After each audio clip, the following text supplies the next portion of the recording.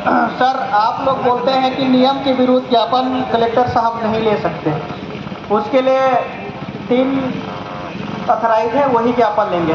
तो शायद ऐसा लगता होगा कि आप लोग के हिसाब से हमारे गांव में कलेक्टर साहब नहीं जाते होंगे, हमारे गांव में जन समस्या निवारण शिविर नहीं लगाते होंगे, वहाँ पर वो ज्ञापन नहीं लेते होंगे, वहाँ पर आवेदन निवेदन नहीं लेते होंगे। ऐसा तो नहीं होता होगा कि कलेक्टर साहब हमारे प्रेमनगर नहीं जाते होंगे, प्रतापपुर नहीं जाते होंगे। आज सूरजपुर जिला का 6 ब्लॉक के यहाँ पर जनता उपस्थित है और वो 6 ब्लॉक की जनता के लिए हमारे कलेक्टर साहब सूरजपुर आए हुए हैं। सही बात है। प्रेमनगर का सारसताल विंध्याचल घोर जंगल का आदमी यहाँ बैठा हुआ है, आप वहाँ आज तक नहीं गए होंगे। आज वो व्यक्ति यहाँ पर आपके लिए बैठा है। मैं अगर हम आपको अगर ज्ञापन हम लोग नियम विरुद्ध दे रहे होंगे तो आप बताइए कि नियम विरुद्ध दे रहे हैं। हम मानते हैं कि प्रशासन के नियम के अनुसार से डिप्टी कलेक्टर, अपर कलेक्टर, संयुक्त कलेक्टर रहता है या एसडीएम साहब रहता है, लेकिन जहाँ पर पब्लिक उपस्थित हो वहाँ पर कानून और आपका रूल काम नहीं करता है, क्योंकि पब्लिक जहाँ पर उपस्थित हो वहाँ पर कलेक्टर, और जहाँ पर कलेक्टर उपस्थित हो वहाँ पर पब्लिक। और पब्लिक के लिए ही कलेक्टर साहब जिला प्रमुख होते हैं, डीएम साहब होते हैं। अगर हमारा ऐसा कलेक्टर साहब को लगता है कि हम उनके साथ ऐसा कुछ जवाब सवाल माइक के द्वारा कर रहे होंगे बस्तर जैसे, तो ऐसा हम लोग करने वाले नहीं हैं। हम चाहते हैं कि हमारा मुखिया हमसे आके मिले और संवैधानिक तौर पे मिले। हमारा अथराइज व्यक्ति ही 6 या 10 जो कहेंगे, जितना कहेंगे उतनी लोग से मिलेंगे, बाकी लोग शांति व्यवस्था के साथ हम लोग बैठे रहेंगे।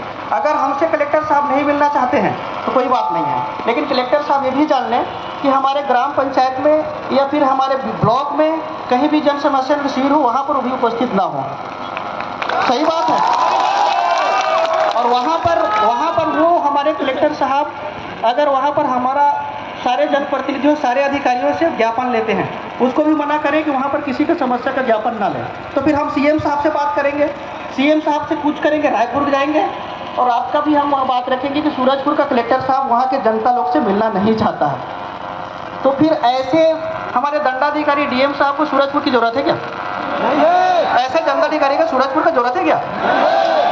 भाई, आप हमारे लिए आए हैं और आप हमारे पास नहीं पहुंच पाते, इसलिए हम आज आपके दरवाजे पे आए हैं। और सुबह से सूरजपुर का 6 ब्लॉक आपके दरवाजे में आज बैठा है और उसी के लिए जिला संयुक्त कार्यालय बना हुआ है।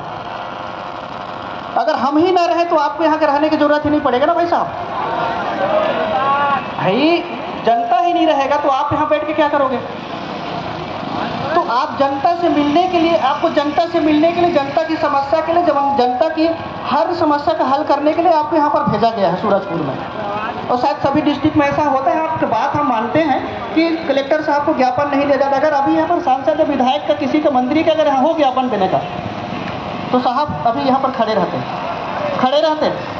और अगर आप कहते हैं कि विधायक को बुलाइए तो हम विधायक को बुला देते हैं ऑनलाइन,